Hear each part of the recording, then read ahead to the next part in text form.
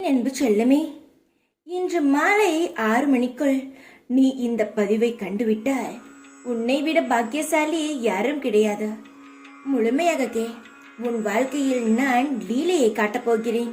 இதுவரை என்னுடைய லீலைக்காக காத்திருக்கிறேன் சாயி என்று நீ சொல்வாயே, அந்த லீலையை உன் வீட்டிலேயே நான் காட்டப்போகிறேன். உன் மனதில் எவ்வளவோ கஷ்டம் இருந்தாலும் அதையெல்லாம் ஒதுக்கி வைத்துவிட்டு, சாயப்பா, நான் உங்களை எப்படியாவது பார்த்து விட வேண்டும், அப்பொழுதுதான் நான் சந்தோஷமாக இருப்பேன், அந்த நிமிடத்திலிருந்து தான் எனக்கு எல்லாமே நல்லதாகவே நடக்கும் என்று நீ சொல்லிக்கொண்டே இருந்தாயே, அதுதான் நான் உனக்கு செய்து காட்டப் போகிறேன்.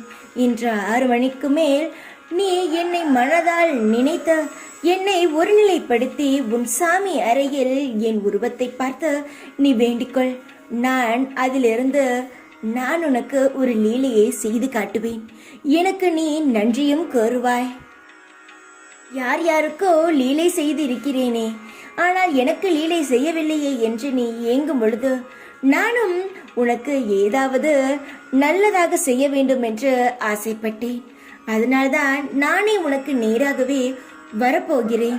நீ காத்திருந்ததற்கான பலனை நான் தரப்போகிறேன். இதை நான் முன்கூட்டியே ஏன் சொல்கிறேன் என்றால், நீ 6 மணிக்கு என்னை நீ காண வேண்டும், என்னை நீ பார்க்க வேண்டும் என்பதற்காகவே சொல்கிறேன். இதை நீ வெறும் விளையாட்டுத்தனமாக எடுத்துக்கொள்ளாதே. நிச்சயமாக இன்று உனக்கு நான் நிகழ்த்தி காட்டுவேன். என் லீலையை நீ கண்கூடாக பார்ப்பாய். நான் இருப்பதை, உன் வீட்டில் நான் இருப்பதை நீ நிச்சயமாக பார்க்கும் நொடி, நான் லீலையை செய்யும் நொடியிலிருந்து உன் வீட்டில் எதிர்மறையானது விலகி நேர்மறையான சிந்தனைகளும் உனக்கு செயல்களும் துவங்க ஆரம்பித்துவிடும். நீ மறந்து விடாதே, நான் உனக்கு செய்து காட்டுவேன். நான் சொன்னதை நிச்சயமாக செய்வேன். ஒருநிலைப்படுத்தி என் படத்துக்கு முன் நின்று என்னை உற்றுப்பார். நான் ஒரு லீலையை நிச்சயமாக செய்வேன். உனக்கு நான் காத்து கொண்டு இருப்பேன். தைரியமாக என்னை பார். நான் இதை சொல்வதற்காகவே காலையில் உன்னை பார்க்க ஓடோடி வந்தேன். நீ என்னுடைய லீலையை பார்க்க தயாராக இரு. உன் வாழ்க்கையே உனக்கு பிடிக்காமல் வாழ்ந்து கொண்டு இருக்கிறாய். ஏதோ வாழ்க்கை வாழ்கிறோம். நாம் சுற்றி உள்ளவர்களுக்காக வெளியில் சிரித்து கொண்டும் உள்ளே அழுது கொண்டும் வாழ்ந்து கொண்டு இருக்கிறோம். ஆனால் மற்றவர்கள் நாம் என்னமோ நன்றாக இருப்பது போல் நினைத்து கொண்டு இன்னும் நம்மளை ஏதேதோ பேசிக்கொண்டு இருக்கிறார்கள் என்று கவலைப்படுகிறாய். தங்கமே, வாழ்க்கையை பிடிக்காமல் வாழாதே. வாழ்க்கை எப்பொழுது வேண்டுமானாலும் மாறும். மற்றவர் பேசுவதை நினைத்தும் கவலைப்படாதே. ஊர் உலகத்து வார்த்தையை யாராலும் மூட முடியாது. அவர் பேசும் வார்த்தைக்கான பலனை அவர்களே அனுபவிப்பார்கள் என்பதை மறந்து விடுகிறார்கள்.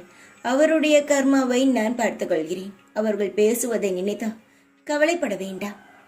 உன்னை பற்றி நினைக்கிறார்களோ இல்லையோ, ஆனால் நான் நித்தம் உன்னை பற்றி தான் நினைக்கிறேன். நீ என்னை நினைப்பதை விட நான் உன்னை அதிகமாக நினைக்கிறேன். ஏனென்றால் நான் உன் அப்பா. உன்னை நல்ல வழியில் கரை சேர்க்க வேண்டும் என்பதுதான் என்னுடைய முழு எண்ணம். என் மீது உனக்கு முழுமையாக நம்பிக்கை வைத்து வழிபாடு. உன் கண்களிலிருந்து கண்ணீர் வர நான் விடமாட்டேன். உணர்ச்சி என்ற ஒன்றை உனக்கு அடக்க தெரிந்தால் வாழ்க்கையில் வரும் அனைத்து கஷ்ட நஷ்டங்களையும் உன்னை ஒன்றும் செய்துவிட முடியாது. விரைவில் நல்ல செய்தி உன் செவிக்கு வந்து சேரும். முழு கவனத்தையும் என் மீது திருப்பு. இப்போது செய்யும் பணியிலிருந்து விடுபட நினைக்காதே. உன்னை நீயே நினைத்து பார்க்க முடியாத அளவுக்கு உயரத்திற்கு அழைத்து செல்வேன் நான். வாழ்க்கையில் சோதனைகளை சந்திக்கும் நீ நிச்சயமாக வெற்றியையும் சந்திப்பாய். தாமதங்கள் உன் வாழ்க்கையில் தரமான அற்புதங்களை கொண்டு வரும். எதையும் நினைத்து கவலைப்படாமல் சந்தோஷமாக இரு. உன்னுடைய வேலைக்கு நிச்சயமாக பலனை நீ சீக்கிரமாகவே அனுபவிப்பாய். உனக்கு பிடித்தது போல் வாழ்க்கையையும் நான் அமைத்து தருகிறேன். மனம் உடைந்து போவாதே, சந்தோஷமாக இரு. எப்பொழுதும் உன் கூடவே இருப்பேன் நான். ஓம் சாய்ராம்.